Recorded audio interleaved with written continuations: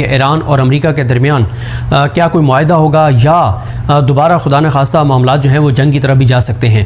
पाकिस्तान के अंदर 2 से 3 हफ्ते तक मुसलसल ये माहौल रहा कि यहाँ पे बातचीत दोबारा होने जा रही है, बल्कि यहाँ तक बताया गया कि ट्रंप आ रहे हैं, फिर बताया गया कि JD वैंस आ रहे हैं, फिर बताया गया कि स्टीव विटकॉफ और कुशनर आ रहे हैं। ये सारी बातें होती रहीं, पाकिस्तान में मुकम्मल तैयारियाँ थीं। पाकिस्तान में ज़ाहिर है 2 तरह के लोग हैं। एक तो वो हैं पाकिस्तान के अंदर लोग जो ये चाहते थे कि ये जंग ख़त्म हो, अमन हो, और वो दुआगो थे कि ये मुज़ाकरात हों और पाकिस्तान में हों और कामयाब हों ताकि ये जंग ख़त्म हो। जो पाकिस्तान का अरूज और पाकिस्तान की तरक्की चाहते थे, जो पाकिस्तान का नाम ऊपर देखना चाहते थे, ऊंचा देखना चाहते थे, वो तो इसलिए दुआगो थे। जो अमन चाहते थे, जो नहीं चाहते थे कि जाने जाएँ, तो वो खुश थे कि पाकिस्तान का नाम अल्हम्दुलिल्लाह पूरी दुनिया में गूंज रहा है, तो वो इस बात पर एज ए पाकिस्तानी खुश थे। लेकिन टाउट्स जो हैं उन्होंने एक ऐसा माहौल बना दिया जो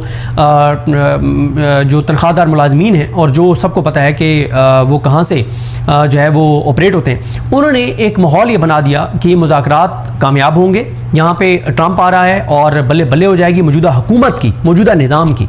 चंद शख्सियात बहुत मजबूत हो जाएंगी और उसके बाद तो फिर इमरान खान की खैर नहीं है। फिर तो इमरान खान जो है वो पूरी ज़िंदगी के लिए इमरान खान जो है वो जेल में रहेंगे। यानी टाउट्स ने इसको इन मुज़ाकरात की कामयाबी को जोड़ दिया मौजूदा निज़ाम की मजबूती से, पाकिस्तान की मजबूती से नहीं, पाकिस्तान के अरूज और तरक्की से नहीं, बल्कि चंद शख्सियात की मजबूती से और इमरान खान की कमज़ोरी से जोड़ दिया। ज़ाहिर है जिसकी वजह से बहुत सारे लोगों के सेंटिमेंट्स नेगेटिव भी हो गए और एक खौफ फैल गया पाकिस्तान के लोगों के अंदर कि अगर ये मुज़ाकरात यहाँ पर होते हैं और कामयाब हो जाते हैं तो वो जो टाउट्स तासुर दे रहे हैं कि ये निज़ाम बहुत मजबूत हो जाएगा और उसके बाद तो 26 नवंबर और मुरीद के जैसे वाक़यात फिर सिर्फ मुरीद के या डी चौक तक बाकी नहीं रहेंगे, बल्कि फिर तो हर घर में 26 नवंबर और मुरीद के जैसे वाक़यात जो हैं वो बर्पा किए जाएंगे। तो मैं इससे इत्तफाक नहीं करता कि ये जो टाउट्स ने इस तरह का माहौल बना दिया था। बात यह है कि ये मुज़ाकरात होने चाहिए थे, पाकिस्तान में कामयाब होने चाहिए थे, अमन होना चाहिए था, जंग नहीं होनी चाहिए थी, पाकिस्तान का नाम और मकाम बनना था। बाकी डॉक्टर फ़ारूक सलीम ने जो आर्टिकल लिखे हैं कि जितना मर्जी पूरी दुनिया में हमारा नाम गूंज रहा हो, पॉजिटिव चीज़ है, लेकिन जब तक हम अपने इंटरनल हालात को ठीक नहीं करेंगे, जब तक हम इंसानी हकूक़, ये डॉक्टर फ़ारूक सलीम ने नहीं लिखा, ये मैं डॉक्टर फ़ारूक सलीम साहब के पॉइंट पे बाद में आता हूँ या पहले उनका बता देता हूँ। उन्होंने ये पॉइंट्स लिखे थे कि जितना मर्जी हमारा नाम आ रहा है, लेकिन क्या इससे हमारी एक्सपोर्ट्स बढ़ जाएंगी, इससे हमारी जो है वो इकॉनमी चल पड़ेगी, इससे फॉरेन डायरेक्ट इन्वेस्टमेंट आ जाएगी, इसके उन्होंने इकॉनमी से रिलेटेड चीज़ें लिखी थी। लेकिन अब मैं अपना आपके सामने पॉइंट ऑफ व्यू रख देता हूँ कि असल मसला पाकिस्तान की इकॉनमी है। अगर ये मुज़ाकरात कामयाब हो जाते तो भी मौजूदा निज़ाम को ज़रूरत थी कि वो पाकिस्तान के अंदर चीज़ों को नॉर्मलाइज़ करें, टेम्परेचर को नीचे लाएं। जब तक इमरान खान को जेल में रखा हुआ है तब तक, और इमरान खान को जेल में रखने के लिए जिस तरह से अदालती निज़ाम को तबाह और बर्बाद किया गया, जिस तरह से मेरिट से हट के जजेस लगाए गए, इस वक्त पूरे पाकिस्तान में तरक्की का और तकर्री का जो मयार है वो ये है कि क्या आप मौजूदा निज़ाम को इमरान खान के ख़िलाफ़ गैर आईनी, गैर कानूनी, गैर अखलाकी तौर पर सर्व करने को तैयार हैं। तो अगर आप तैयार हैं तो आपको तरक्की मिल जाएगी। कल रात की आप खबर देख लें कि फ़हीम अख्तर मलिक साहब ने जो स्टोरी की, जिसमें फ़हीम अख्तर मलिक साहब ने बताया कि जो किरदार PTI के ख़िलाफ़ इलेक्शन कमीशन में PTI के ख़िलाफ़ उन्होंने सर्विसेज दी उनके फॉरेन फंडिंग या पार्टी फंडिंग केस में, उनको किस तरह से नवाजा गया, वो एक क्लासिक एक और एग्जाम्पल है कि अगर कोई इमरान खान के ख़िलाफ़ इस्तेमाल होने को तैयार है, ये इस्तेमाल होता है, तो उसके लिए तरक्कियाँ ही तरक्कियाँ हैं, उसके लिए अयाशी ही अयाशी हैं, उसके लिए मज़े ही मज़े हैं, उसके लिए रास्ता ही रास्ता है। अगर कोई पाकिस्तान को सर्व कर रहा है, पाकिस्तान के लोगों को सर्व कर रहा है, पाकिस्तान को सर्व करना चाहता है, पाकिस्तान के लोगों को सर्व करना चाहता है, पाकिस्तान का अरूज देखना चाहता है, मेरिट पे चलना चाहता है, आइन और कानून जो ओरिजिनल थे उन पे चलना चाहता है, अखलाकी तौर पे चलना चाहता है, हक पे चलना चाहता है, उसके लिए इस निज़ाम में कोई रास्ता नहीं है। हाँ, अगर कोई अपने ज़मीर को बेचना चाहता है, अपनी रूह को किसी और के हवाले करना चाहता है, गैर आइनी काम करना चाहता है, इशारों पर नौकरी करना चाहता है, सर झुका के नौकरी करना चाहता है, उसके लिए आगे तरक्कियाँ। और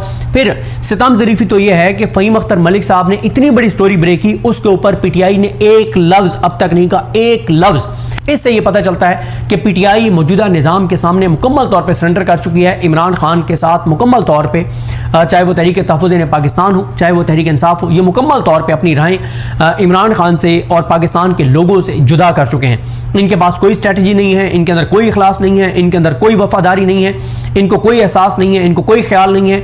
मौजूदा हुकूमत और मौजूदा निज़ाम के हवाले से जो जो चीज़ें आ रही हैं उनके ऊपर ना ये नैरेटिव बनाते हैं, ना ये प्रेस कॉन्फ्रेंस करते हैं। आप अगली वीडियो में चलें, आपको ये भी बता दूंगा कि पिछले एक हफ्ते में कितनी चीज़ें हैं जिन पे ये प्रेस कॉन्फ्रेंस कर सकते थे और आवाम को हकाइक बता सकते थे, लेकिन उन्होंने नहीं किया। खैर, अभी हमारा मौजू कुछ और है, और वो है ईरान और अमेरिका।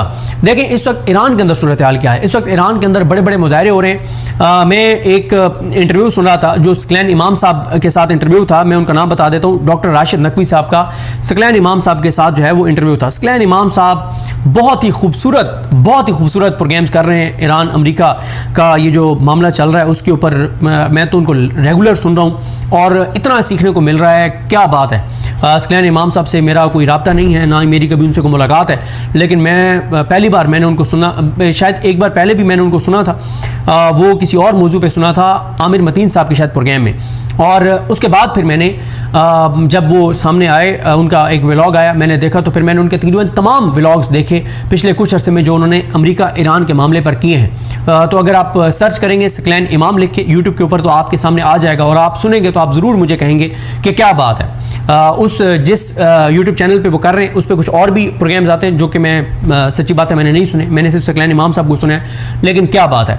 सकलैन इमाम साहब को जो इंटरव्यू दिया राशिद नकवी साहब ने, उसमें सकलैन इमाम साहब ने उनसे पूछा कि जो लोग ईरान में इस वक्त निकल रहे हैं उनके वो बात क्या कर रहे हैं, नारे क्या लगा रहे हैं। तो उन्होंने उर्दू में बताया, उन्होंने कहा कि वो जो नारे लगा रहे हैं उसकी उर्दू में ट्रांसलेशन ये है कि सबसे बड़ा नारा जो वो लगा रहे हैं वो ये लगा रहे हैं कि ना जिल्लत कबूल ना साजिश कबूल, शहादत कबूल शहादत कबूल। मुकम्मल तौर पर ईरानी तैयार हैं, मुकम्मल तौर पर ईरानी लड़ने के लिए तैयार हैं। उनकी फोर्सेज, उनके अवाम, उनकी क़यादत सब इस वक्त लड़ने के लिए तैयार हैं। और वो बार बार ये कह रहे हैं कि हमें पता है कि अमेरिका तैयारियां कर रहा है, इंटरनेशनल मीडिया भी रिपोर्ट कर रहा है कि अमेरिका मुसलसल तैयारियां कर रहा है जंग की। तो वो कहते हैं कि हमें पता है कि जंग दोबारा होनी है, फौरन हो, कुछ अर्से बाद हो, हम मुकम्मल तौर पर तैयार हैं। एक बार भी कमजोरी ईरान ने नहीं दिखाई 8 फरवरी से लेकर आज तक। उसके बाद उन्होंने कहा कि जो वो लोग नारे लगा रहे हैं, उसका एक और उन्होंने बताया कि वहाँ के लोग ये कह रहे हैं जो निकल रहे हैं, वो कह रहे हैं अगरचे हमारे राहबर हमसे जुदा हो गए हैं, लेकिन हमारे राहबर को खुदा अब भी हमारे साथ है। क्या बात है, क्या बात है, क्या बात है।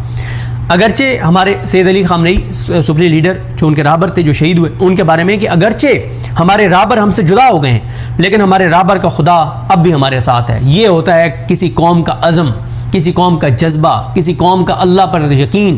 तो फिर अल्लाह पर यकीन हो तो फिर गैरत भी ऐसी होती है, फिर इज़्ज़त भी ऐसी होती है, फिर मकाम भी ऐसा होता है, फिर मर्तबा भी ऐसा होता है। अच्छा, उसके बाद एक और वो उनका एक नारा है जिसका मफहूम यह है कि हमारे वालिद को कत्ल किया गया है और जिसके बाप को कत्ल कर दिया जाए फिर वो चैन से नहीं बैठा करते जब तक वो बदला ना ले लें। फिर वो ये कह रहे हैं कि बाप तो नहीं रहा, यानी सैयद अली खामनेई, बाप तो नहीं रहा, लेकिन बाप की बंदूक अब भी हमारे पास मौजूद है, बाप की बंदूक अब भी हमारे हाथों में है।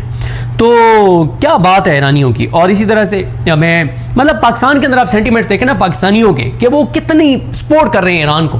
मैं एक गाड़ी के पीछे मैंने देखा कि सैयद अली खामनेई का शायद उनका एक जुमला था, उनकी एक बात थी कि उन्होंने कहा कि ये वो रास्ता है जिस रास्ते पे इमाम हुसैन जैसी हस्तियाँ चली गई, हम क्या चीज़ हैं। ये जज्बा है शहादत का, ये जज्बा है कुर्बानी का, कैसे आप उनको शिकस्त दे सकते हैं। हारून रशीद साहब अक्सर ये कहा करते हैं कि जब कोई आदमी मौत के खौफ से आगे गुजर जाए तो फिर वो आदमी नहीं होता, वो कोई और ही आदमी होता है। तो ईरानी मौत के खौफ से बहुत आगे गुजर गए हैं। वो जिस जुर्रत, बहादुरी और दलेरी से बात कर रहे हैं, ऐसा हमने अपनी ज़िंदगी में नहीं देखा किसी को इतनी जुर्रत और बहादुरी से, इतनी गैरत से किसी कौम को लड़ते हुए। क्या बात है।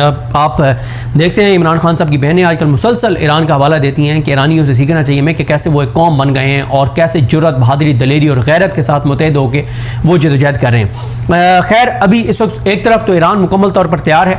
अब असल सवाल ये है कि ये जो आपने देखा कि अब्बास इराक़ची साहब जो हैं वो ओमान गए और उसके बाद वो रशिया पहुंचे हुए हैं। पुतिन के साथ उनकी मुलाकात हुई है। पुतिन ने यह भी कहा कि मुझे पिछले हफ्ते सुप्रीम लीडर जो हैं मुज्तबा खमनेई साहब, उनका की पैगाम भी मिला। आज ट्रंप भी एक मीटिंग कर रहे हैं अपनी टीम के साथ। तो देखना यह है कि अब चीज़ें कैसे आगे बढ़ती हैं, क्योंकि पाकिस्तान में तो रास्ते खुल गए हैं। इसका मतलब यह है कि अब अभी फौरी तौर पे तो पाकिस्तान में आगे कोई मुज़ाकरात नहीं होने जा रहे, और वैसे भी ट्रंप ने कह दिया कि अब टेलीफोनिकली जो है वो हमारे मुज़ाकरात जो हैं वो ईरान के साथ होंगे। अब असल जो नज़रें हैं पूरी दुनिया की वो इस चीज़ पर हैं कि आया अमेरिका अपना हुर्मुज़ खुलवाने के लिए कोई ऑपरेशन करेगा। बहरी नाकाबंदी तो उन्होंने की हुई है, वो अपना हुर्मुज़ खुलवाने के लिए क्या कोई ऑपरेशन करेगा, कोई वो हमला करेगा, या ईरान जो है वो बहरी नाकाबंदी तोड़ने के लिए कोई हमला करेगा। पूरी दुनिया की नज़रें इस चीज़ के ऊपर हैं, और इसलिए भी लग रहा है कि अमेरिका दोबारा अटैक कर सकता है, क्योंकि इसराइल ने आयरन डोम जो दिया है यूएई को, एक ऐसे वक्त में जब वो खुद बड़े वल्नरेबल हैं, उन्होंने यूएई को आयरन डोम जो दिया है सिस्टम, इसका मतलब है कि उनको पता है कि दोबारा जंग जो है वो होनी है। अच्छा, जंग तो दोबारा होनी है, उसकी वजह यह है कि अगर फौरन ना भी हो, 6 माह बाद हो, साल बाद हो, 2 साल बाद हो, क्योंकि हमारी एक नशिस्त हुई अल्लामा राजा नासिर अब्बास साहब के साथ, उन्होंने बड़े ज़बरदस्त तरीके से पूरा बताया कि इसराइल ने ग्रेटर इसराइल की तरफ बढ़ना ही बढ़ना है, और इसराइल के ग्रेटर इसराइल के रास्ते में अगर कोई एक मुसलमान मुल्क, सिर्फ कोई एक मुसलमान मुल्क, सिर्फ अगर कोई एक मुसलमान मुल्क रुकावट है, तो उस मुसलमान मुल्क का नाम है ईरान। बाकी कोई मुसलमान मुल्क इसराइल के ग्रेटर इसराइल बनने की राह में रुकावट नहीं है।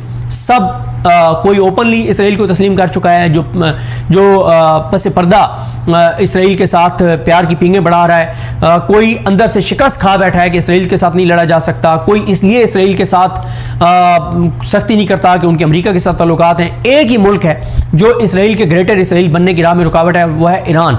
अगर इसराइल ने ग्रेटर इसराइल बनना है, एक्सपैंड होना है, तो उससे पहले उसको ईरान को तोड़ना है, ईरान को कमज़ोर करना है, जो कि अभी तक वो 47 साल की पाबंदियों के बाद भी अमेरिका इसराइल ईरान को कमज़ोर नहीं कर सके, और ईरान ने दलेरी जो दिखाई है और जो बहादुरी दिखाई है।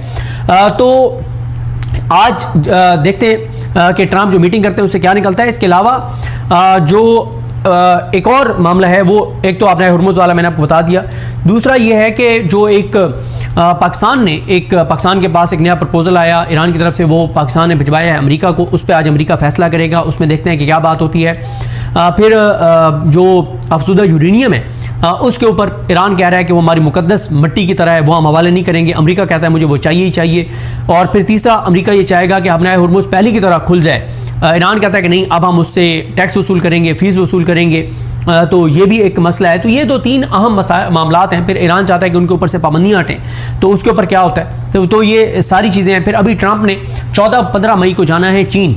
क्या ट्रंप ऐसी सूरत हाल में चीन जाएंगे जब एक ट्रंप के बारे में ये परसेप्शन है कि वो जंग में बुरी तरह से फंस गए हैं, वो कमज़ोर हो चुके हैं, अपने मुल्क के अंदर कमज़ोर हो चुके हैं, उनको ये ड्रामे करने पड़ रहे हैं, जो एक फायरिंग वाला ड्रामा करवाया और पूरा एक